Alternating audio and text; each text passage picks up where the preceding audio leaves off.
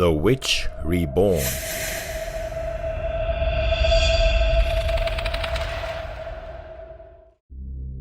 I remember one day last year, I had a few drinks with a close friend of mine. Hey! As I was going through the menu, I saw a guy approaching me from afar.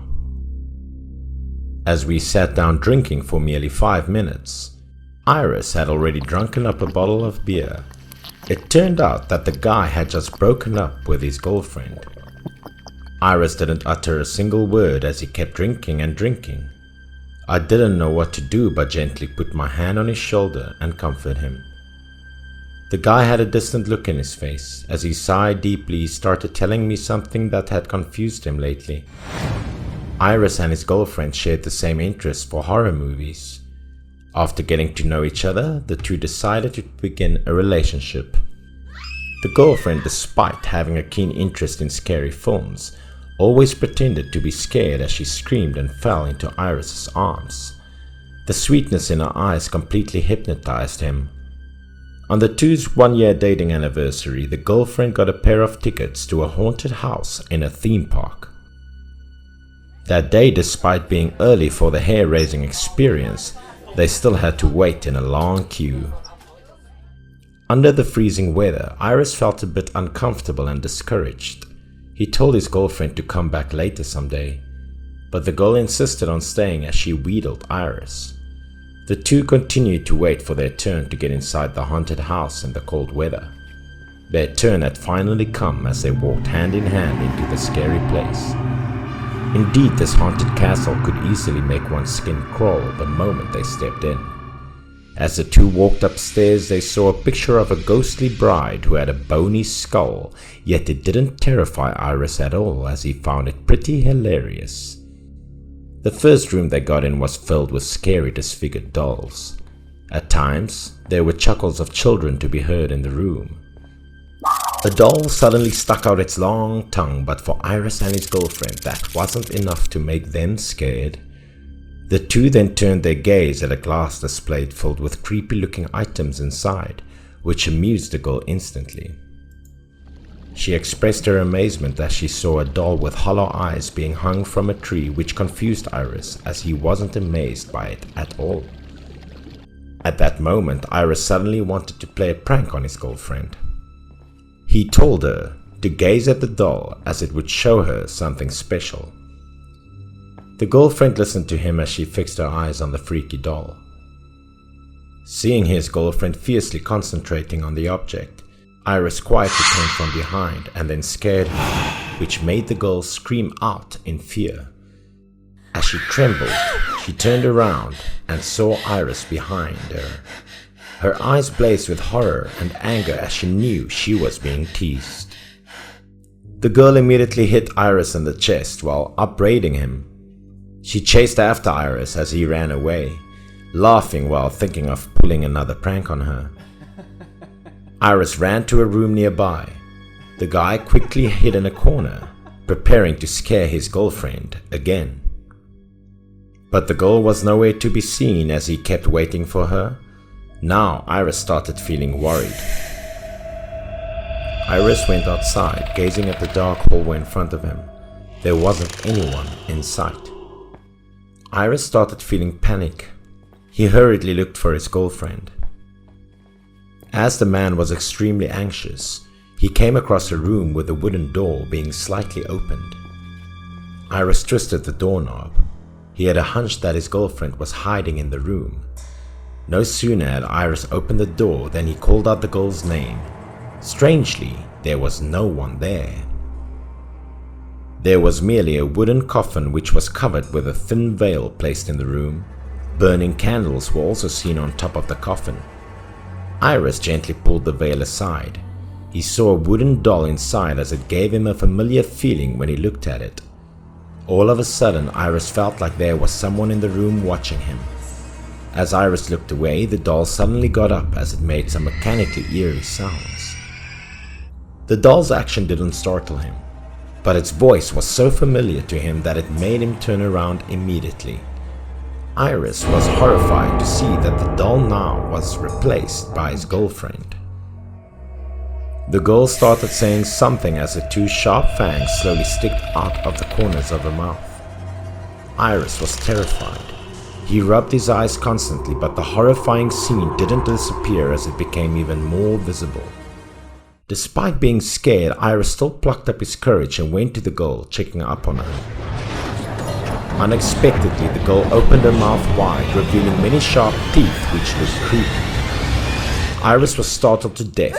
He panicked as he pushed the girl away. How bizarre it was before his eyes now was just an inanimate wooden doll. Feeling fearful, the man leaned against the wall as he regained his composure. He reassured himself that perhaps it was just him having a hallucination. A few seconds later, as Iris finally became stable, he intended to get out of the place and ask for help. Iris rushed to the door. Never in his life had he endured this much of fear and anxiety. Fortunately, there was an alarm bell next to the door. Iris pressed it to inform the staff to arrive. One of them quickly came to Iris as he reassured him to stay calm whilst waiting for the ancillary staff. As the bell stopped ringing, Iris sighed deeply, looking around as he saw a familiar figure slowly approaching him. It was his girlfriend. Needless to say, the man was thrilled as he called her name loudly. But the thing behind the glass door had changed. Iris's girlfriend had disappeared instead. There was only a scary female ghost with her long hair. The man rushed outside in fear as he shut the door firmly. The unmoving look on his face when he first came into the haunted house had faded away. Iris had his eyes closed tightly for a while, then he slowly opened them. In the next room, the girlfriend reappeared. A female voice called out from behind Iris. He turned around and saw his girlfriend standing next to the coffin. Even though Iris was filled with fear, he still ran to his girlfriend without hesitation. However, the girlfriend walked away while Iris was chasing after her down the hallway. Then they moved to another room. As Iris had just made it to the room, he was stopped by two creepy dolls. Hence losing track of his girlfriend, inside the room a cross was seen with a dress hanging from it. The fearful expression was clearly shown on his face.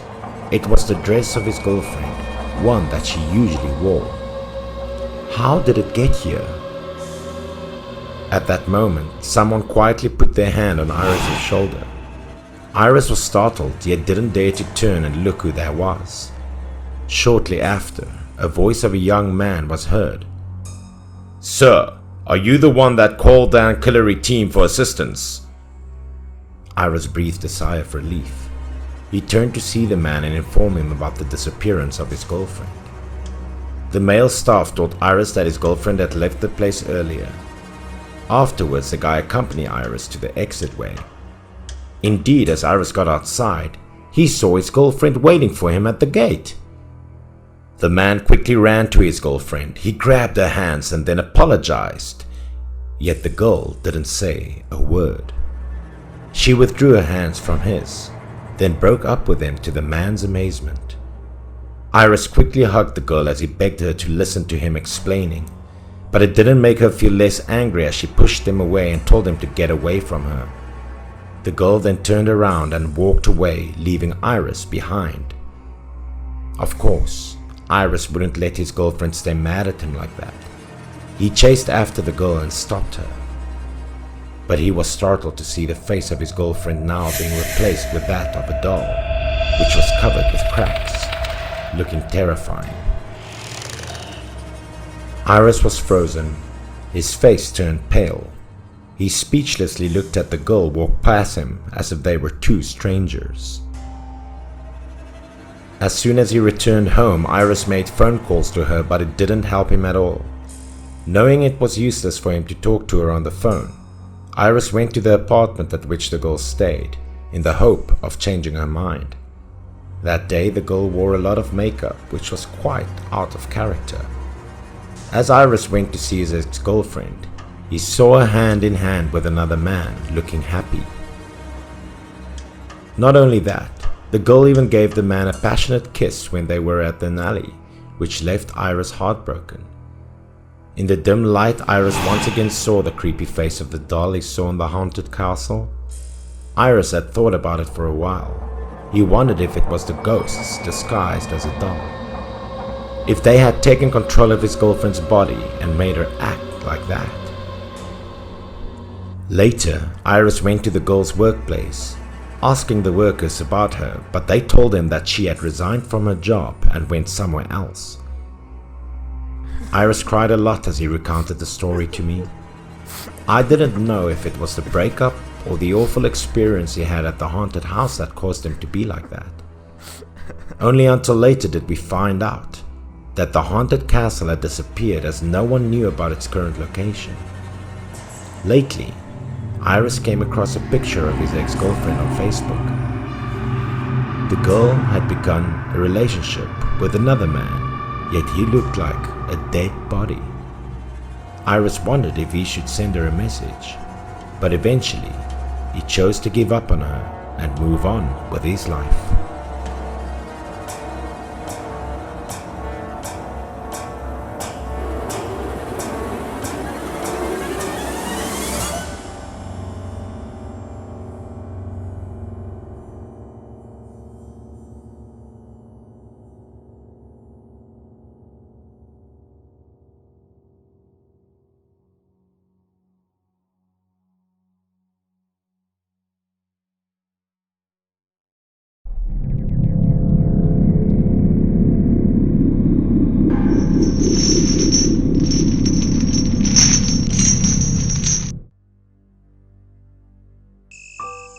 The story I'm about to tell happened to a young couple who had just moved into an old, cheap apartment in the city to start a new life. Ever since they moved into this new apartment, Umi was having the same nightmare every night.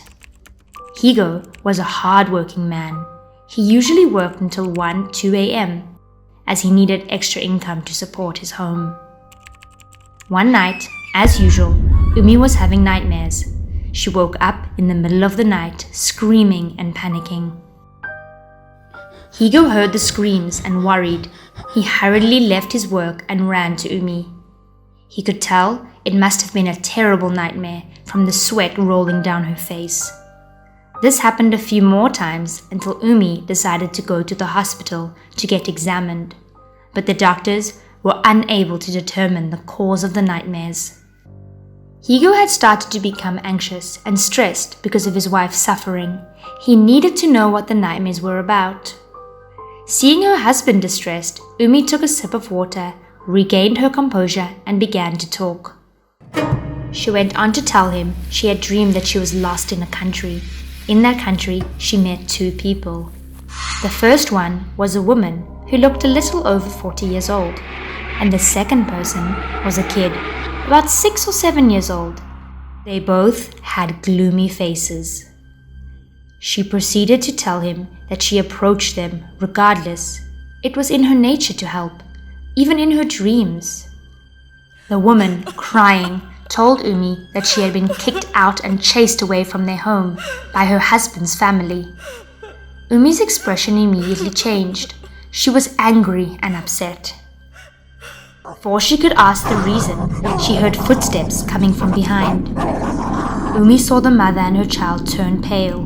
The mother quickly grabbed her child and ran away. Before disappearing into the distance, the mother looked back at Umi with a desperate expression on her face. Umi was confused. She couldn't see them anymore, and just as she tried to take a step, a group of people walked past her, and in the dim light she saw their horrible faces. They were pale, with their skin filled with blisters and sores and maggots coming out of them, just like zombies. Her voice cracked and then stopped. Her husband stood there, feeling helpless and impotent. Umi had always been a delicate and sensitive person.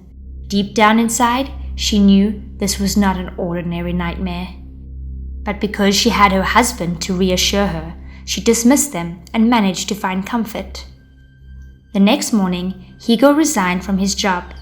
He went out and bought some cakes, and then went to see a friend of his who was a psychiatrist. When he arrived, Higo told the whole story to his friend. His friend listened in silence. After he finished talking, his friend seemed surprised. He knew there was more to the story. Despite him being a doctor, he had a hunch that what was happening had a supernatural underlying, perhaps an omen from the underworld. These were just speculations from the doctor, but Higo was desperate to believe anything, and so he asked his friend for a solution. The psychiatrist pushed his glasses back in place and suggested they should both go to the place she saw in her dream. And so they did. Higo and his wife booked the first train to the countryside, to the place she had seen in her dreams. After traveling for 2 hours, they arrived in the countryside. They were lucky enough to meet a couple of friendly farmers who pointed them in the direction of the house from Umi's dreams. Once they arrived, they noticed how old the house was. Most of the paint on the door had peeled off. It looked like it had been abandoned for a year or two. The door was locked, and the house seemed empty. Umi and Higo went back, disappointed for not having found anything helpful, but still determined to solve the mystery. Higo kept on reassuring his wife that everything would be okay and that they would eventually figure it out. They were both walking home along the pier when suddenly Umi's eyes lit up. She had an idea.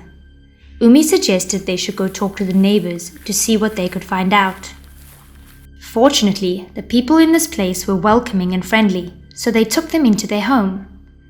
Umi and Higo were offered some tea. They both sat down, a little more relaxed and glad to be around smiley faces. It did not take long until the neighbor told them to ask her what they had come there to ask.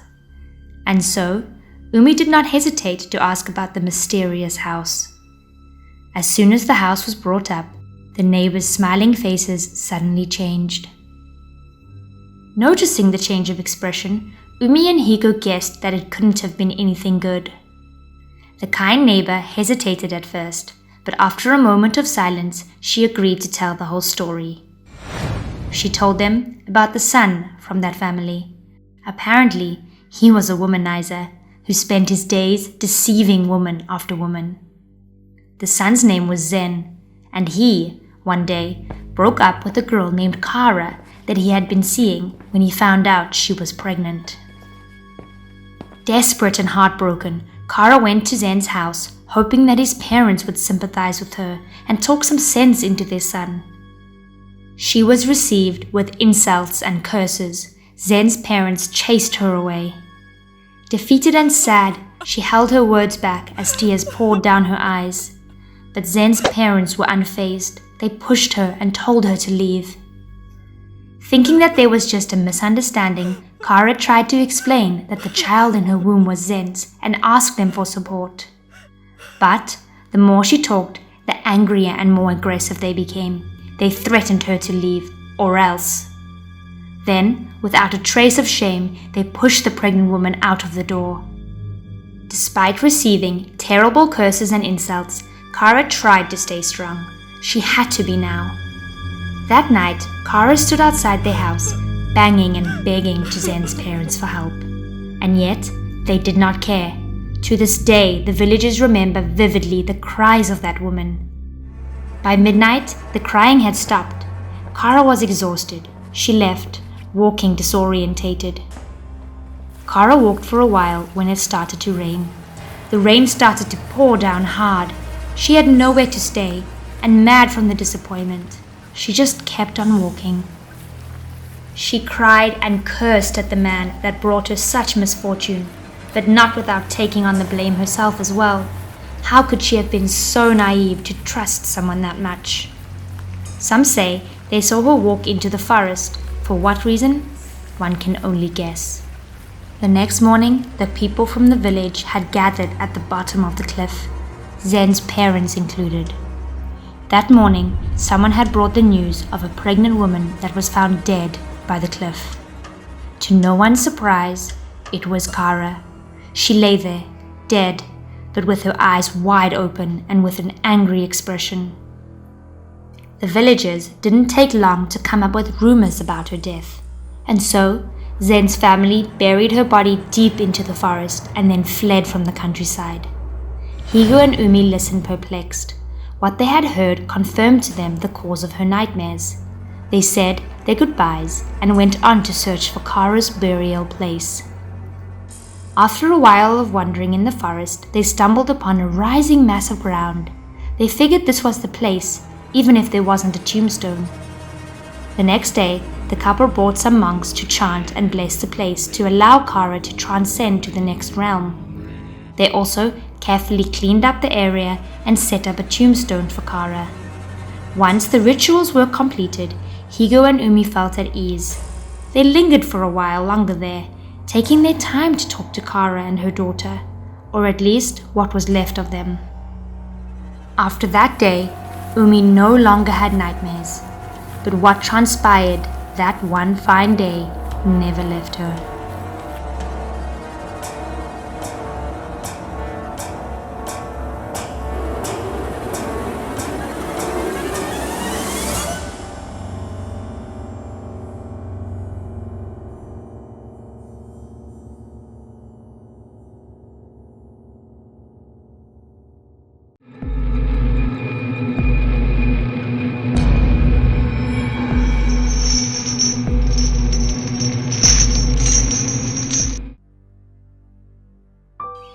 It began in a small northeastern mountainous village where old marriage practices were still in existence.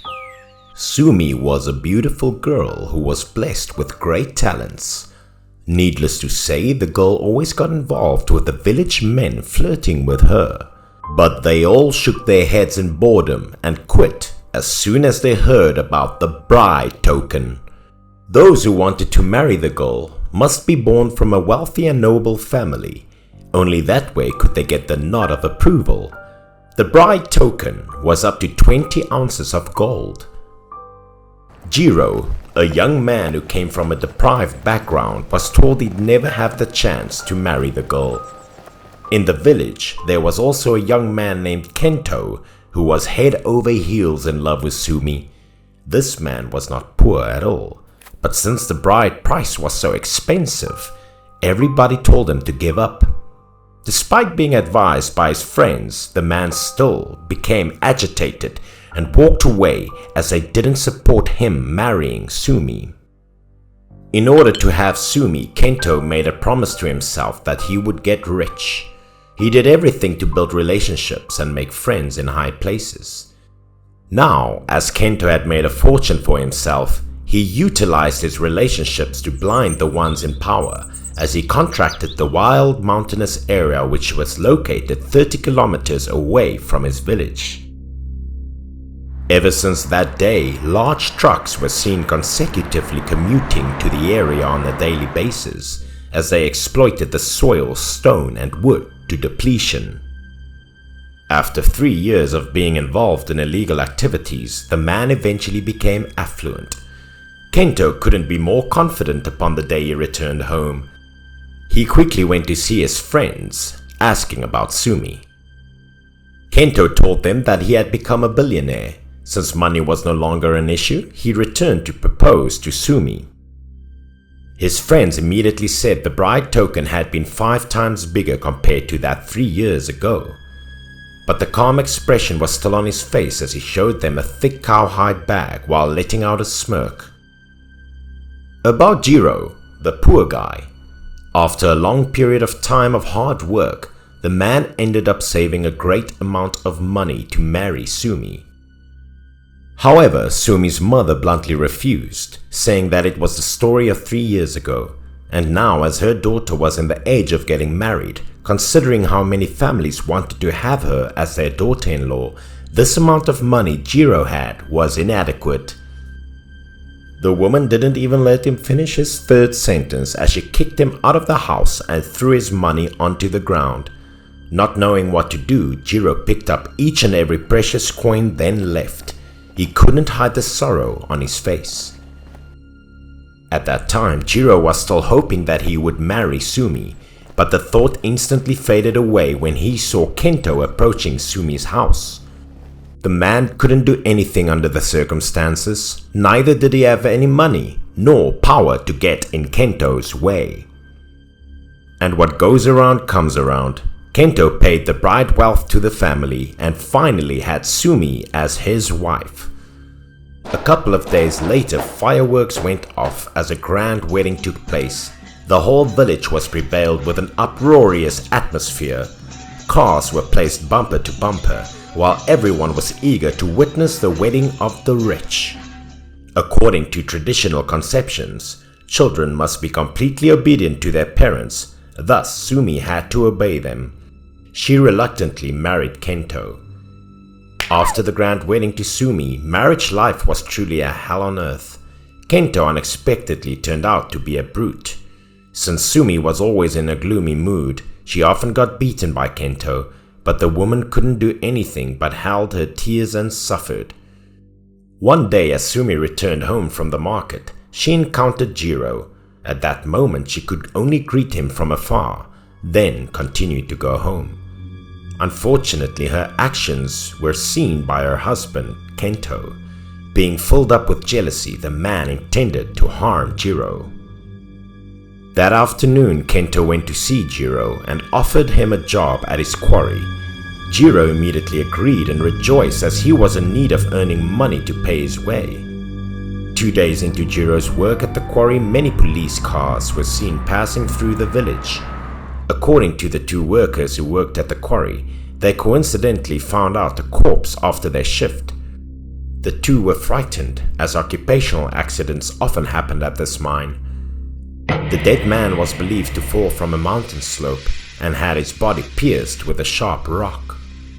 One side of the face was completely deformed, but one could still recognize it and knew that it was Jiro.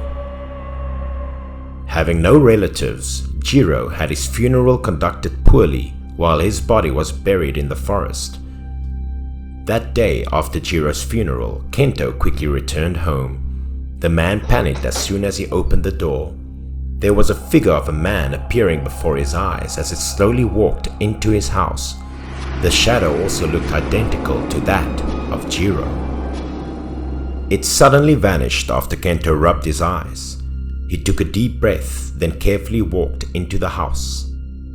Kento asked his wife if she saw anyone coming in, but she merely shook her head and said no.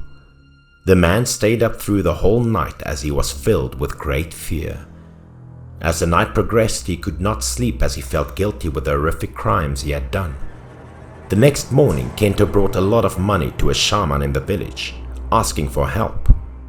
The shaman didn't care about anything but money. He told Kento to use dog blood and spill it on Jiro's grave. Only after using it would the calamity be over. Dog blood would trap Jiro's soul, making it unable to escape from the grave. Kento immediately went to a dog slaughterhouse to buy blood. The owner brought out a bucket that was filled with dog blood to Kento. After getting what he needed, the brutal murderer went into the forest, searching for the spot where Jiro was buried. Without hesitation, he poured the bucket of blood over Jiro's grave, causing it to be covered in red. Kento didn't even have a twitch of guilt as he put on a sadistic smile. The blood spreaded all over the grave and then absorbed into the sand. In no time, the grave was completely covered with blood. Afterwards, the man calmly returned home.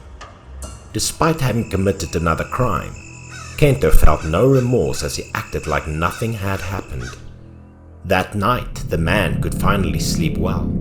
As it struck midnight, Kento suddenly felt like there was something like a hand touching his face. All of a sudden, the room was filled with a stench which awoken him instantly. But as soon as he got up, he was scared to death by the thing he saw as he screamed in panic. The man gasped in horror, seeing the horrific scene right next to him. It was not Sumi who was lying next to him. Instead, it was Jiro, with a creepy looking face that was badly deformed. Jiro's face was covered with blood. He looked at Kento whilst putting on a ghostly smile.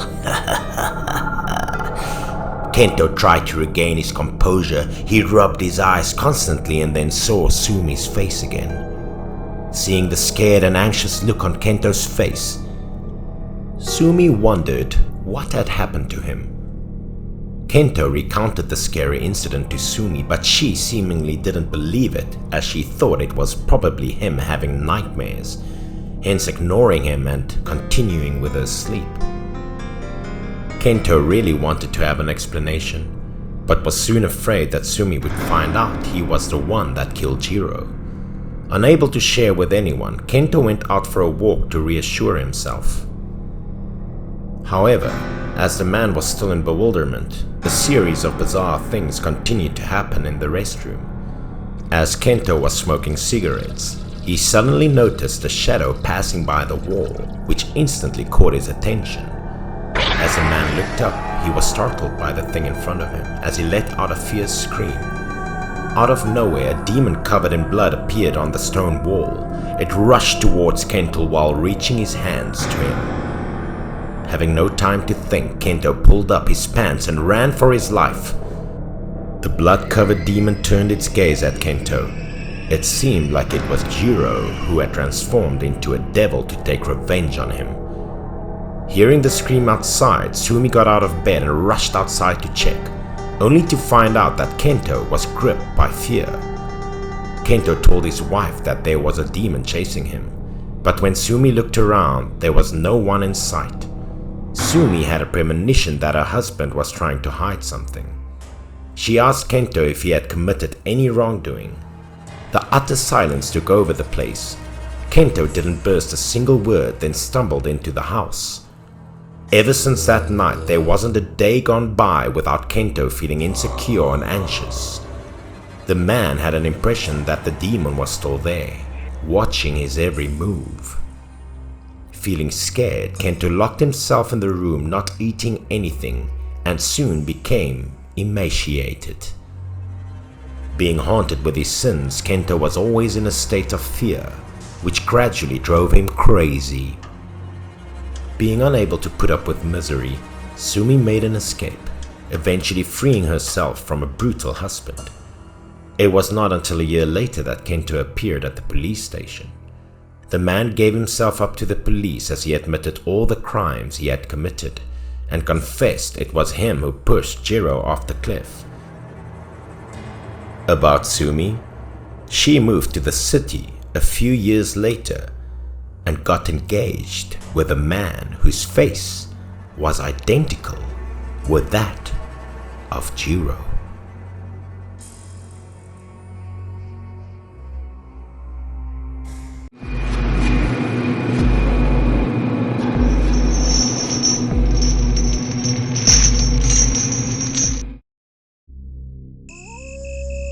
This horrific story happened 10 years ago, which was in regards to the deathly graveyard where numerous people met their fate.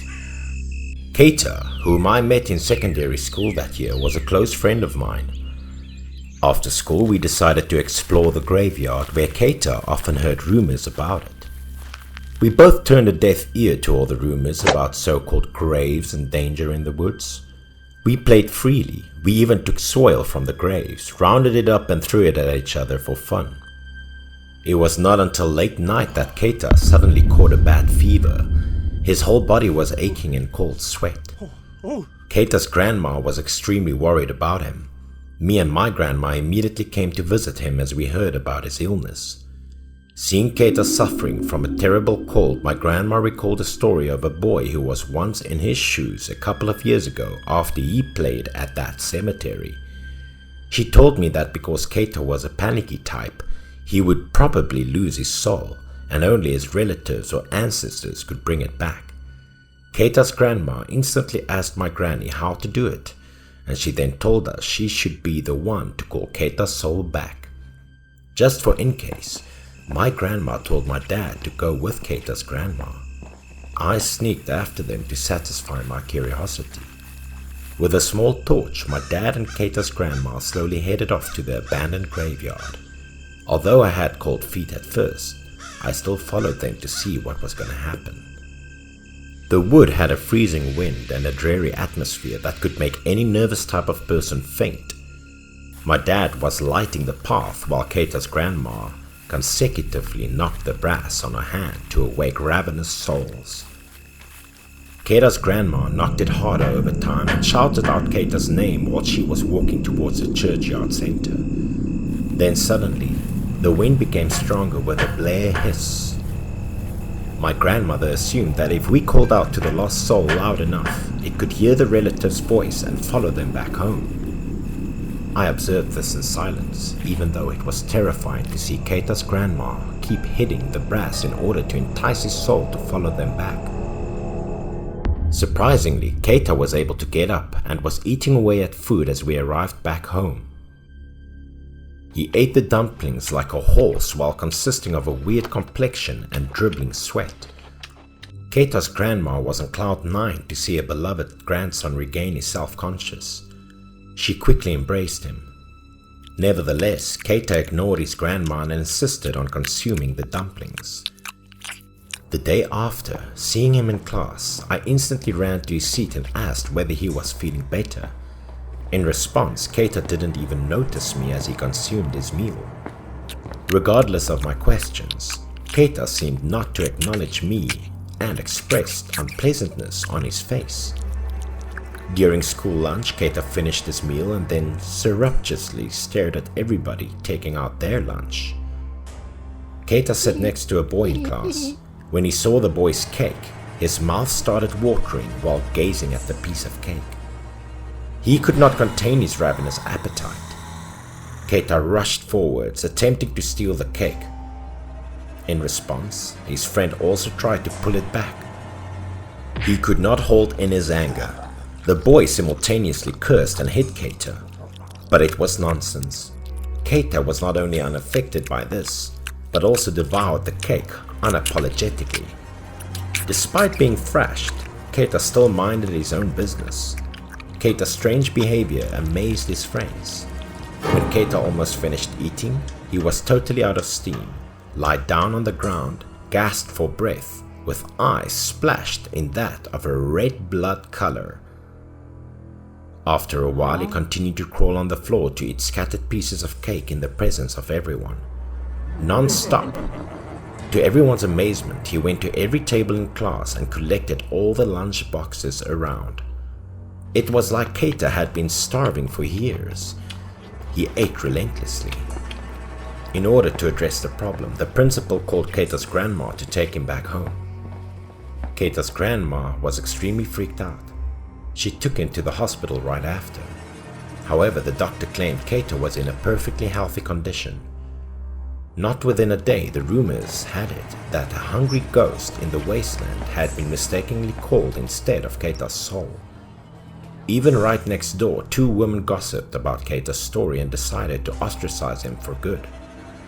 Keita's grandma lost her temper and scolded them for backbiting her beloved grandson in order to protect him. All of them contemptuously isolated Keita's grandma, thus pushing her to stranded misery. She tried to stay strong and persistently took care of Keita.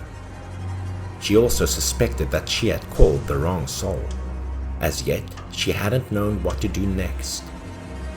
Undoubtedly, Keita gradually became monstrous. He ate unprocessed foods. What's worse, he even stole a live chicken to drink its blood and eat it raw. At this point, she knew for sure that she had mistakenly called the hungry demonic spirit at that graveyard, so she had to unwillingly lock him up as the last resort. In the known of Keita's situation, I brought him food every day. Inside the locker, Keita huddled pitifully in the corner of a dark room where a little light crept in. All the questions kept popping up in my head. Was that miserable entity possessing Keita? I assured myself that perhaps he was just sick and he would be on the mend soon. But the gore in my sight as Keita turned around frightened the life out of me. He was feasting on a live rat. He glanced at me with bloodshot eyes. I was haunted with a sense of horror. A couple of days later, my grandma told me to visit Keita. She wanted to test holy water in order to expel the demon from his body. Thinking of the recent horrors, I didn't want to stay, but couldn't help but do anything else but go to Keita's home with my grandma as she wished it. As soon as we walked through Keita's door, we suddenly smelled a strong stench which was stinking from inside. Promptly we continued to see what was going on. We navigated the house from top to bottom. It was covered with bloodstains, tracked into a blood-red path that led to a corner. I had a bad feeling as we followed the stains. The deeper we went into the house, the more unsavory the smell got. I could not stand the stinky stench of blood, plus the disgusting smell of a decomposing corpse.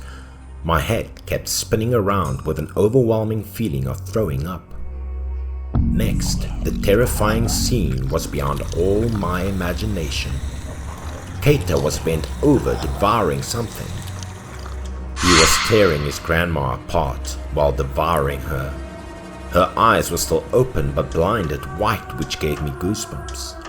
Keita ignored our presence. He chewed on his grandmother's arm, ripped every piece of meat into his mouth with eyes full of barbarism. He was devouring his own grandma. That's when I realized that the creature over there was no longer Keita. It turned out to be a starving demon. I shouted out in panic. I couldn't stand the gore as my grandma fainted. All the food in the basket was scattered everywhere on the ground. Too afraid, I quickly rushed out, calling for help. The villagers quickly came to restrain Keita and locked him up in a closed room, tightly tying him up to a chair. Later on that terrible day, Keita was said to have passed away. Yet the information was still unclear. The rumors had it that Keita turned insane as he killed his own grandma. Others said that was because Keita's grandma had mistakenly called out a starving devil from the graveyard. The story has not met its conclusion and left me obsessing over it for the rest of my life.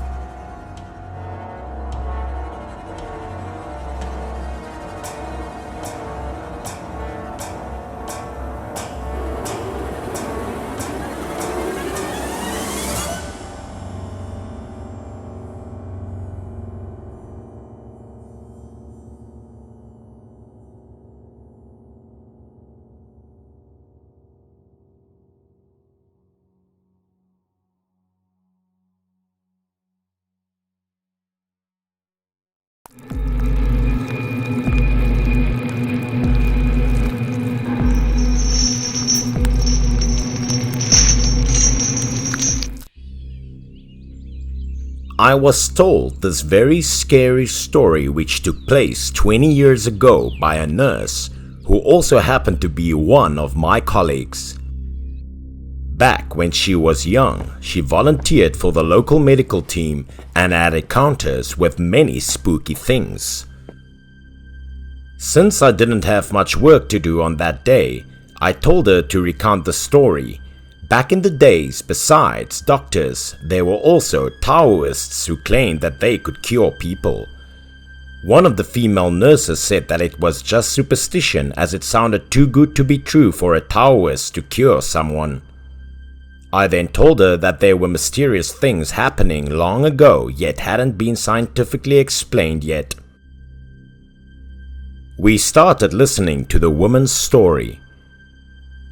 That year, her medical team was sent to a mountainous area for conducting a survey as a medical center was soon to be opened there. The village head was a man named Shin. He told the team to stay at the infirmary as he would assist them if they needed any help. The team leader asked Mr. Shin where he kept the herbs, then assigned the tasks to his teammates. Suddenly, there were noises of people arguing outside. Everyone curiously went out to check. Turned out that the wife of the village chief was having a quarrel with another woman who desperately appealed for her husband to be freed. Seeing the doctors, the woman instantly rushed to them. She went to the leader of the group, knelt down and cried terribly. The woman then begged them to save her husband from death. The village chief and his wife quickly rushed to stop the woman, saying she was being emotionally unstable. but the doctor requested the two to let go of her as she wanted to check on her husband's condition. Mr. Shin couldn't hide the anger on his face. He told the doctor that the man had been possessed and was under treatment, thus he shouldn't interfere in the process. Now the doctor was even more concerned as he heard the village had said something about possession. He insisted on seeing the sick man. As they were on their way to the place where the man was being treated, the woman introduced herself as Lan, while Zon was her husband, then recounted the story to the doctors. Her husband Zon and the village chief were close friends as the term of office was about to expire. Shin had to cede the position for village chief to Zon. However, the head's wife was displeased as she didn't like her and Zon at all. That day, after Zon returned home from the jungle, the woman saw a red wound on her husband's forehead, yet Zon reassured her that it was just him clumsily tripping. However, Zon suddenly had a change in his personality as he constantly chased and hit other people without any reason. It was rumored that Zon had been possessed by a ghost, hence not being capable of becoming the next village chief.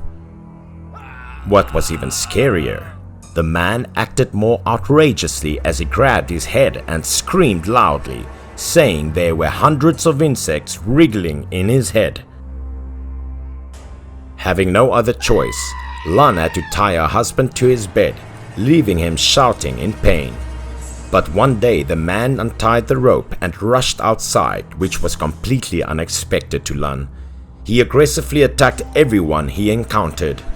Later the villagers had to tie him up and carry him to the house of the village chief.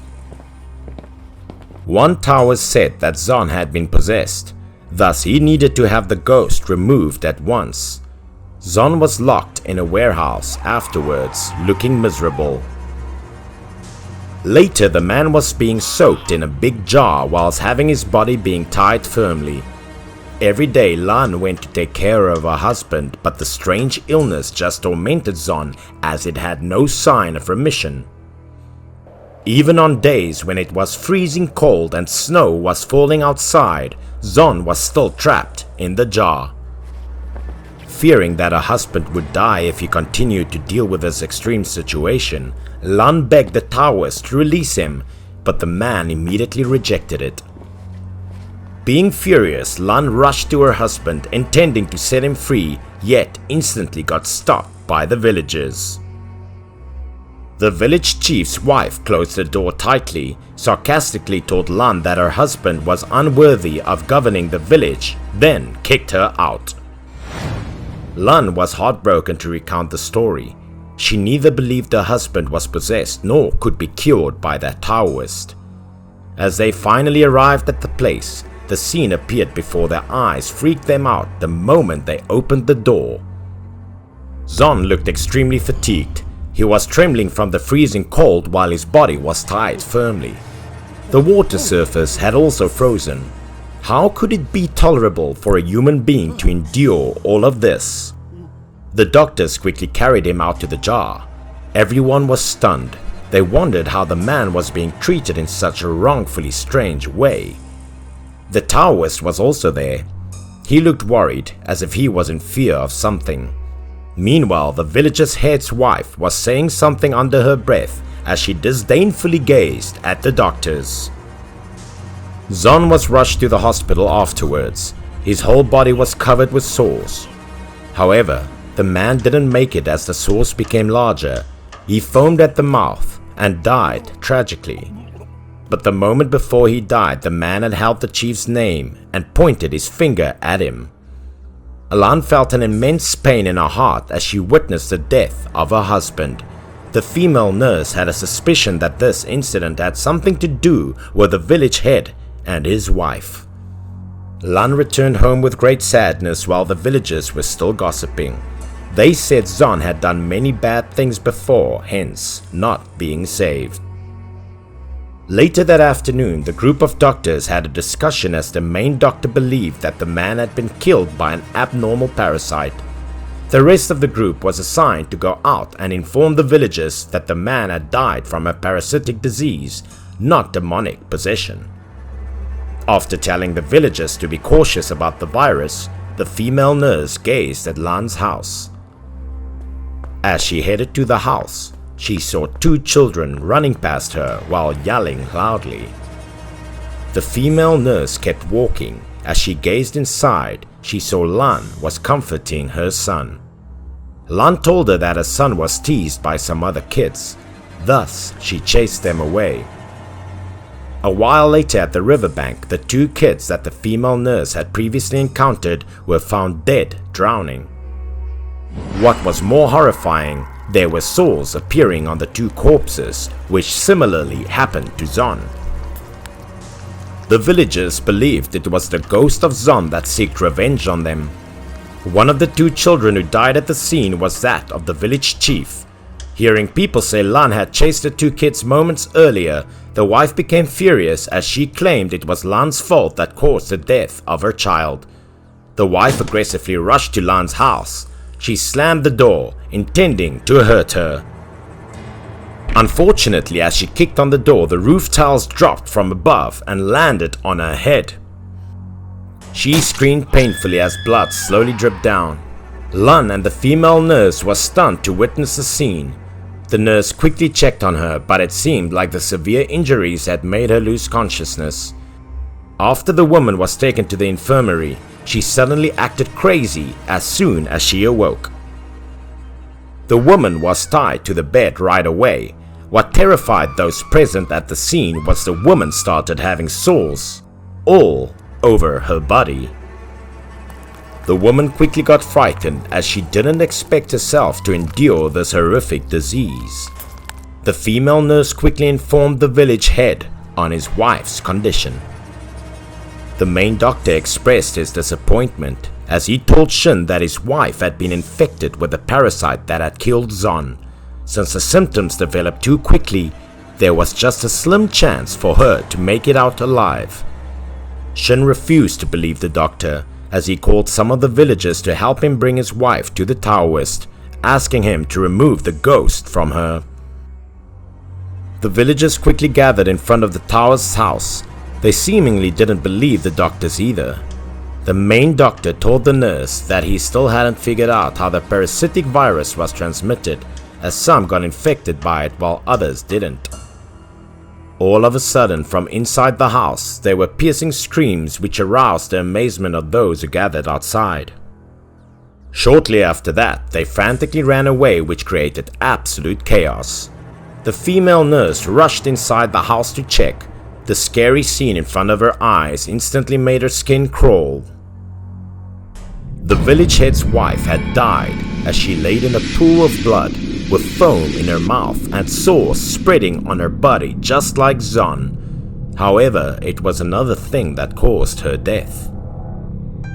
Laying next to the woman was the Taoist. Turned out that Mr. Shin had beaten his wife to death with a bar as he claimed the two had gone crazy and Zon was there to take revenge on them. Later that evening, Mr. Shin had ended up being killed the same way as he foamed at the mouth while having sores and parasitic worms all over his body. Lan was in utter confusion as she couldn't figure out why she and her child weren't infected. According to the doctor, it was the wounds and injuries that allowed this parasitic virus to be transmitted.